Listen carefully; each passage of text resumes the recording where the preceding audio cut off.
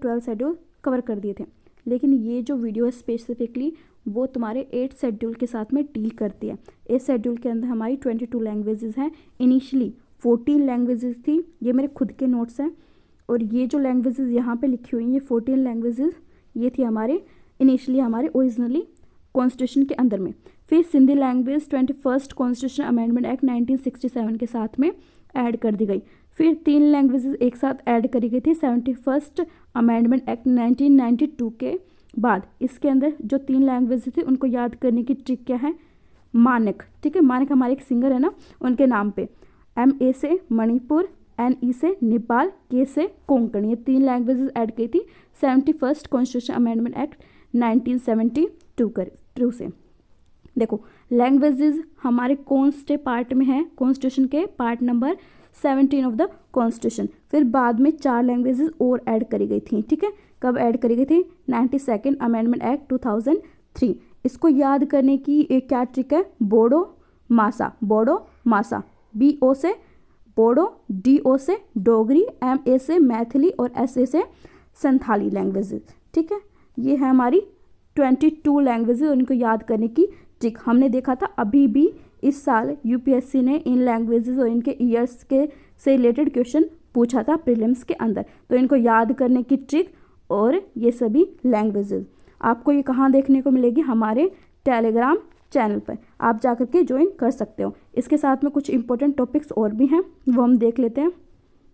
हाँ देखो, supreme court और हाई कोर्ट के अंदर जितनी भी प्रोसीडिंग्स होंगी वो सिर्फ इंग्लिश लैंग्वेज में होगी। ये कहाँ लिखा है, हमारे कॉन्स्टिट्यूशन में, अनटिल द पार्लियामेंट डिटरमाइन, जब तक पार्लियामेंट डिटरमाइन नहीं करती। यहाँ पर देखो स्टेट लेजिस्लेचर का कोई रोल नहीं है। सुप्रीम कोर्ट हाई कोर्ट के अंदर में कौन सी लैंग्वेज चलेगी, सिर्फ इंग्लिश, और कौन डिटरमाइन करेगा, पार्लियामेंट। यहाँ पर स्टेट लेजिस्लेचर का रोल नहीं है। फिर governor with the consent of president can allow high court to proceed in the other languages also, but its judgement and decree, judgement और डिक्री, ऑर्डर क्या होंगे इसमें, ऑर्डर किस लैंग्वेज में आएंगे, इंग्लिश ट्रांसलेशन के साथ में आएंगे, ठीक है।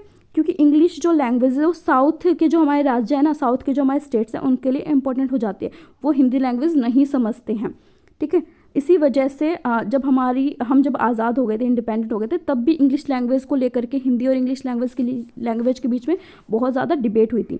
फिर state legislature can prescribe any language for bills, acts etcetera, but English translation is must, ठीक है, English translation is must. Hindi translation of act ordinance is authorised by president, ठीक है। हिंदी जो ट्रांसलेशन होगी किसी भी एक्ट की, ऑर्डर की, ऑर्डिनेंस की, ये अथॉरिटी किसके पास में है, प्रेसिडेंट के पास में है। नेक्स्ट क्या है, supreme court, here all it's cases in English only. Supreme court के अंदर अगर कोई भी केस गया तो वो सिर्फ इंग्लिश लैंग्वेज में ही सुना जाएगा। यूज ऑफ, ये ऑफ है, ठीक है, ऑफ अदर लैंग्वेजेस अनकॉन्स्टिट्यूशनल, किसी और लैंग्वेज का यूज़ करना सुप्रीम कोर्ट में अनकॉन्स्टिट्यूशनल है। ये कहाँ लिखा हुआ है, हमारे आर्टिकल 350 के अंदर और 350B के अंदर क्या लिखा गया है, फैसिलिट for instruction in mother tongue language in primary stage. यानी कि पार्लियामेंट आर्टिकल 350A के अंदर क्या कर सकती है, जो किसी भी स्टूडेंट की प्राइमरी एजुकेशन होती है ना, यानी कि जब वो 5 साल का होता है, ठीक है, जब वो 5वीं क्लास तक होता है ना, जब वो 5वीं क्लास तक होता है तो वो अपनी मदर टंग में क्या कर सकता है, पढ़ाई कर सकता है, ठीक है। ये कौन सा आर्टिकल कहता है, 350A।